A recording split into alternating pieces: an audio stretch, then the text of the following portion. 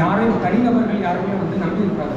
மனிதர்கள் வருவாங்க போவாங்க, அவங்கள பற்றின எந்த விதமான ஒரு அவங்கள சார்ந்து இருக்கக்கூடாது அப்படிங்கிறது அரசாங்கத்தினுடைய அரசு நிறுவனத்தினுடைய அடிப்படையான ஒன்றாக இருக்கும்.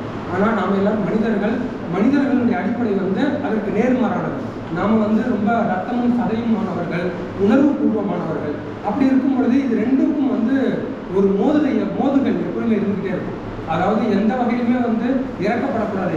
இங்கே என்ன பண்ணணும், ரூல்ஸ் என்னென்ன இருக்கும், ரூல் ஆஃப் லா அதை மட்டும்தான் நம்ம பார்க்கணும் அப்படிங்கிறது தான் வந்து ஒரு அரசாணை அது இருந்துகிட்டே இருக்கும். ஆனால் நம்ம வந்து கண் முன்னாடி தெரியும் இது வந்து நியாயம் என்ன அப்படிங்கிறது நமக்கு தெரியும். இப்போ இந்த ரெண்டுக்குமான மோதுதல் தான் வந்து இந்த அரசாங்கத்தை இந்த துறையினுடைய தொடர்ச்சியை நடத்திக்கிட்டு இருக்கும் பொழுது இப்போ ஐயாவுடைய உரைகள்லேருந்து நமக்கு தெரியுது அவர்கிட்ட வந்து இந்த ரெண்டு மோதுதலில் எது வந்து ஜெயிச்சது அப்படிங்கிறத வந்து நம்ம ஒவ்வொரு கட்டத்திலையும் பார்த்துக்கிட்டே இருக்கணும். இந்த ரெண்டுக்கும் வந்து மோதுதல் இருக்குது அப்படின்னு சொன்னால் அது ஒன்று வீழ்த்தி இன்னொன்று ஜெயிக்கிறது இல்லை, ஒன்று வந்து இன்னொன்று எப்படி